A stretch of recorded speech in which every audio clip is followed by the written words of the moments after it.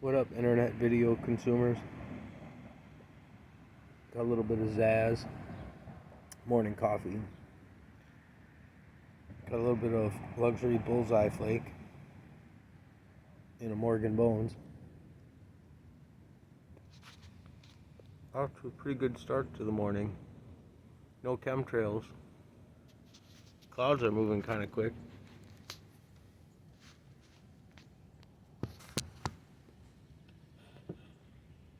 It's really hot yesterday. It was like a heat advisory. So of course I had to work like 7 hours out in the sun. It's of course what I do. Do the opposite of what you should be doing.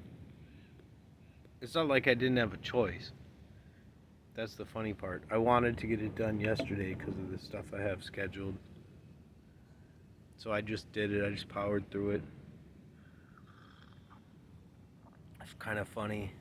If you're a sprinkler guy, it's really funny. But this guy's got this, he's got this like fantasy of what he wants to do. He has like this big retaining wall underneath his deck. Yeah, underneath his deck. And I mean, it's got dirt and then gravel in it. And I mean, you couldn't really plant anything under there because it's in the shade, but he had that up there. And then there's like a big cement thing inside it where the air conditioning unit is on top of.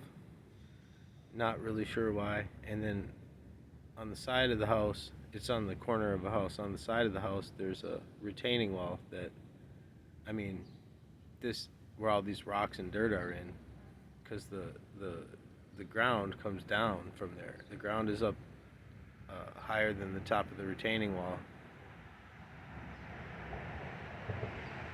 and not really sure why they even have that area there with all the rocks in it, because they could have just had the retaining wall and no rocks in there and not have a separate retaining wall. But he wanted it, or his wife wanted it gone. It's a new house for them. And he thought that I was going to come and tear all the rocks in the retaining wall out for the rocks. Like, well, you can keep the rocks. It's like, it's just funny stuff.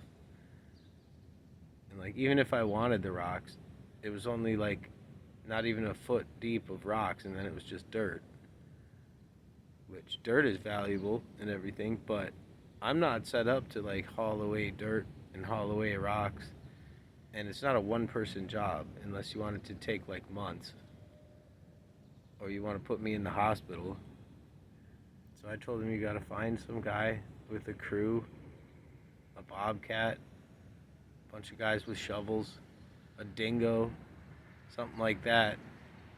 And so he did. And the funny part is the sprinkler system comes out the back of his house right above this retaining wall. And then the pipe and the wires go inside the dirt that are inside the retaining wall. So he wanted that eliminated. He wanted it to be brought inside his house, but I had to explain to him that a vacuum breaker, the kind he has, needs to be outside of the house, because when there's backflow, it dumps onto the ground, and you don't want that happening in your basement. So he would need to step up to an RPZ, a reduced pressure zone backflow device, which, you know, and they all should really either be tested or they should not be tested. But I think they should be tested. But now the rules are, if it was put in after 2016, it has to be tested. But if it's an RPZ, no matter when it was put in, it has to be tested. So I said, you're opening yourself up to like an expense every year if you put in an RPZ in the basement. I said, you should just move it to the side, because the first valve box is already on that corner. And I can't do indoor plumbing for sprinkler systems anymore since 2016. Arguably was never allowed to, but we used to do it all the time. And we used to put the backflow devices on and rebuild them and fix them, and I'm an expert at that. There's no reason why I shouldn't be allowed to, but I'm not. So I said, you gotta get a plumber out here, and he'll run the pipe over and out the wall and put the vacuum breaker back on, except your vacuum breaker is leaking and both the valves on it are bad, so it's a fail. I know, because I'm a tester. I go to classes all the time, every 3 years, I have to pay fees. I have to pay for my test kit and get my test kit calibrated for like $100 and some every single year, just so I can be allowed to test these things, because it was becoming too much of a roadblock for me to get any work done, having to like hire plumbers to do this, and they're charging like $250 to do it, and it's ridiculous. And anyway, so I said, we'll get a plumber to come take care of the vacuum breaker, and then in the meantime, I'll just cut the pipe and I'll bring the wires out. I'll get them out of there, and I'll cut the pipe and I'll cap it so the guys can come in with their Bobcat or their Dingo and just rip everything out and not worry about pulling on the sprinkler system. And he's like, all right. So I went over there, and then he's telling me he wants me to, I thought this was going to be a quick job, in and out. You know, cut and cap a couple things, pull the wires out, coil them up, stick them in the bushes until whenever this is done. But instead he wants me to, decides he wants me to move the whole valve box, all the valves in the ground, because it's too close to where these guys are going to dig. He thinks they're going to need to dig out all this ground, and I'm trying to explain to him. I'm trying to save him money. I'm not trying to get out of work, because I'll do the work. I get paid for it. I get paid good to do the work. But I'm not trying to rip people off. I'll tell people, you know, if they're trying to ask for work that doesn't need to be done, that's expensive. And I told him, you can leave it right here. They're going to come in from the front. And he's like, well, no, I don't want them to drive their machine on this concrete that's already here. And I'm just thinking, man, these guys are going to walk away from him if he starts trying to pull this kind of shit with them, because I'm getting ready to walk away. And I like this guy. I've known this guy a long time. He owns a bunch of properties, and I do handyman stuff for him, and I do all his sprinkler work on all his properties. And it's not just about the money. I actually like the guy. We have like fellowship. We talk about God. He's a devout Christian. He was a missionary for 25 years in India. He's done a lot of really good things. He's built hospitals over there. He sends money. He used to be a surgeon. He's retired. But he kind of, I don't know, he thinks he has a weird thought process of things. And I told him, like, the order of operations is you get the wall torn out, then you get a plumber in, and then I'll deal with the sprinkler system. And I said, look, if I take out these valves, I can take out these valves in like an hour, no problem. But to put them back is going to take hours. To move them somewhere and put them back, move the pipes all over, and and you have the water disconnected, so I can't like use the water to, I have to mark everything carefully when I'm taking it apart, so I can put it back together correctly without having to like hook a garden hose up to every pipe and see what it does. So I did that. But I told him, and he insisted on this. We went back and forth. I spent like a half hour talking to him, trying to talk him out of this. But he insisted on it, so I did it. And then yesterday, well, he called me on the weekend, and he said, well, there's like a delay. They're not going to come tear out the wall till like August. So can you come and just move everything back to the new location now? And I'm like, well... And he wanted me to hang the vacuum breaker, but I had to explain to him again that I could get a $10,000 fine and a year in jail and lose my certification that I've spent like over $10,000 on in the last 9 years trying to keep. And I had to say, I just can't do it. I'm just not willing to do it. And you're gonna have to bite the bullet and pay the plumber like we talked about. And I said, what about, he said, well, I don't have a plumber. I'm like, I thought you had a plumber, because he said he had a plumber.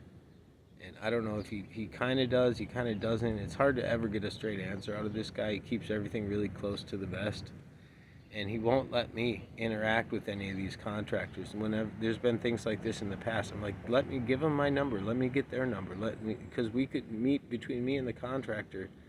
We could figure out exactly what's going on, and without him being the go-between and confusing everybody.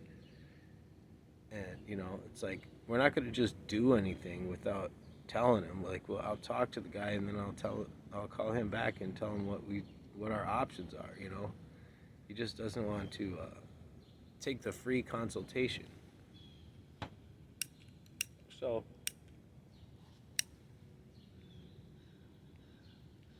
I explained to him what I'll do is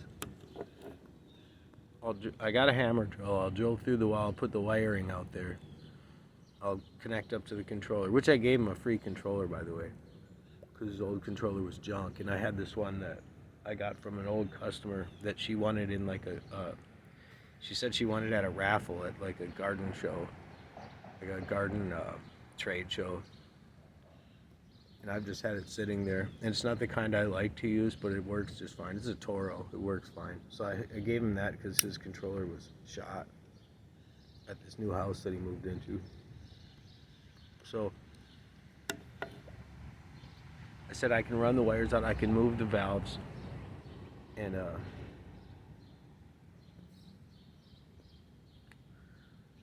I can't hang the vacuum breaker. I said I'll buy you a vacuum breaker at my price, so the plumber doesn't gouge you. The plumbers are blowing them up like 4 times. They're charging like $500 for them.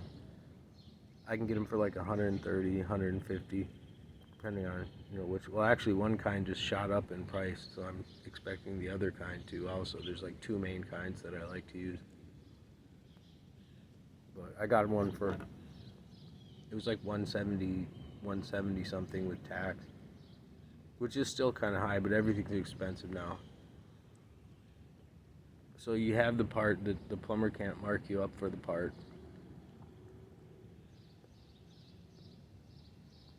And I'll come out and do that. And he's like, okay, just come out and do it, Monday or Tuesday morning. And I'm like, well, I'd like you to be there so I can verify that where I'm going to put it is where you want it. And because I know how this goes. He's going to have me do like 7 hours work and then want me to move it. And he'll pay me. But I don't want to do that much work anymore. I'm trying to get to a point where I'm thinking about trying to be able to retire. Have a Gen X retirement, where I still have to have some kind of part-time job. But I wonder if you saw those birds, some common grackle. That's what kind of bird that was. Anyway, so I get out there with a can of marking paint, and I'm going to put a big X where we decide, so that there could be no disputing it. And he wanted to argue with me. He wanted me to put it in between 2 bushes. And I'm like, that's just a bad idea. I'm telling you, it's a bad idea. It's going to add hours to the job. Because I already have to dig through those bushes anyway to get the pipe where I need it. But you don't want to put valves and wires in bushes if you can at all help it, because of the roots. And he's like, well, how about right here, like right on the edge of it where the grass starts? And I'm like, because he doesn't want to see the valve box. And I told him I'll put it deep and we can let the grass grow over it. I got a wire locator. I can always find them if I forget where they are.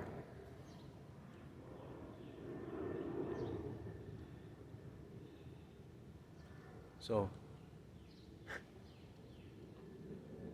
I told him the roots go out wider than the tree goes. I was like, there's going to be roots like for those kind of bushes. I don't even know what they are, but they're not a arbor bush. They're like a leafy bush that has thick woody roots that are hard to dig through. You have to cut them out and stuff. So long story short, I found a place that was acceptable to both of us. But I had to dig around a lot, which I knew I was going to anyway, to dig a couple pipes that go to the backyard around where the retaining wall is going to get dug out. And it took me a long time. It took me from 9:45 to 4 or 5. Because I like the guy, I capped my labor at 5 hours. Because I'm nice.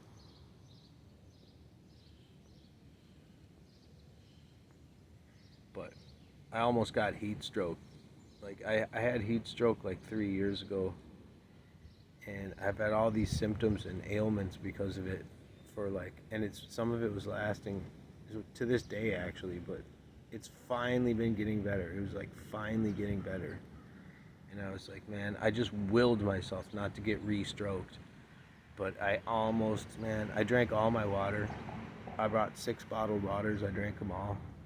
And I was out for like the last couple hours. And I don't want to drink his water because he has purified water, purified bottled water, and tap water. And I don't drink either of that shit. Only spring water or distilled water.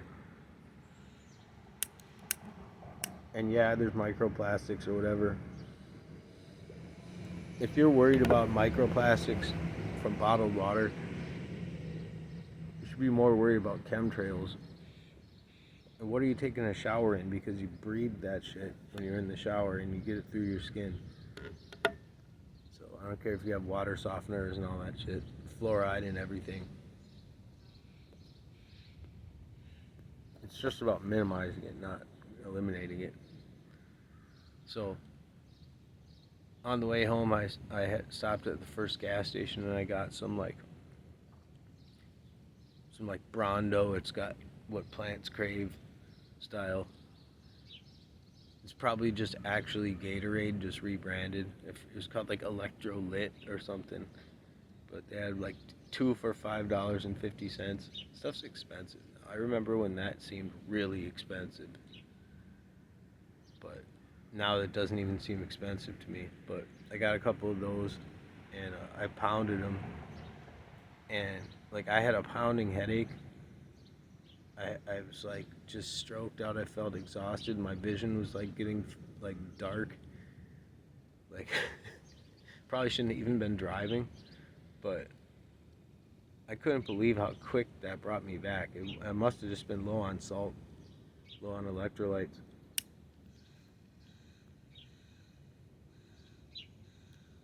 And today I'm sore, but I feel pretty good. So I think I've kicked my heat stroke for the most part.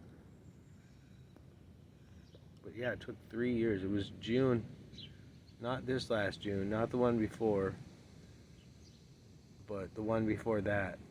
I remember the day me and a buddy I was kind of subbing for this other company with a guy that I've known for years that he works at.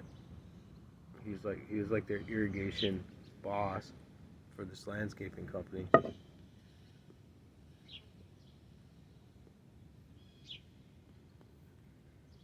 They offered me that job before him, and I wouldn't take it. Because I don't want to be in charge of people. I don't want to have to hire and fire people because you can't find good people these days. And I don't want to train people for what they wanted to pay.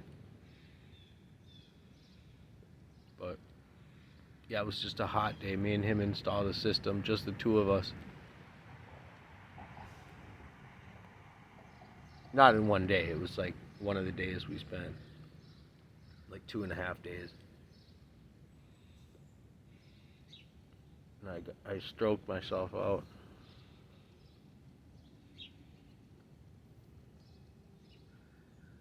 So be careful in that heat. There's weird, like that UVC or whatever they say.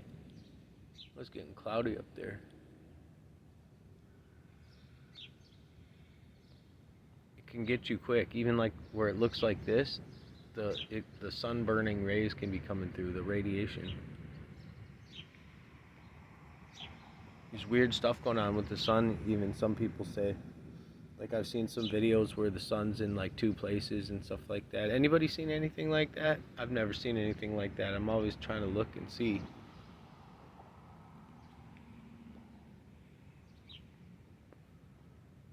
Looking for orbs and stuff. I haven't been looking up while this recording's been going. Maybe there was an orb and I missed it. But we'll see what happens. I have an easy job today. And that's it. And then I have a bunch of errands to run. Man, Luxury Bullseye Flake is terrific. I haven't had any in a while. I ordered some PS41 Cube Cut. And I threw in some of this too. It's fresh. This stuff ages really well. And if you stove it just right, it's like perfect. I accidentally stoved some because it was in jars, little jars. in my truck when it was really hot out one time. And I came back, little 2.5 ounce glass jars. Came back to the truck and it was like sweating. And I was like, oh, I better put that in the shade. But that particular, there was just like 3 or 4 flakes in the jar. Man, that stuff was so good. And then I tried to stove it in my stove, and I like burned it. It tasted like burned chocolate chip cookies. But I let that sit for like over a year, and I eventually smoked all that. It became smokable after a while, but not as good as fresh and not as good as correctly stoved.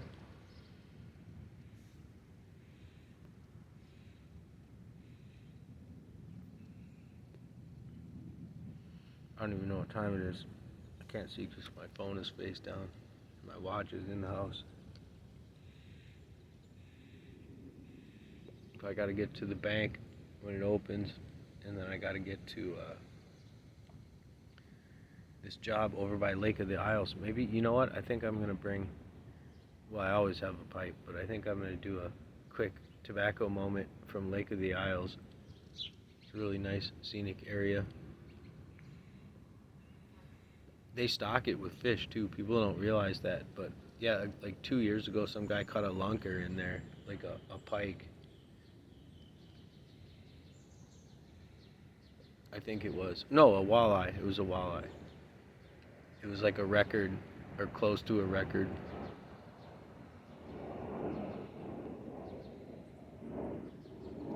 But it's the kind of place that people come out and scream at you if they see you fishing there, I'm pretty sure. Not that I've experienced that or known about that, but I wouldn't be surprised. There's a lot of like really, really high-end houses around it. But there's also the bike trail going around it, part of the Grand Rounds bike trail. Anyway, I'm going to shut up now. I've been talking too long. Bullseye Flake. 1 PS.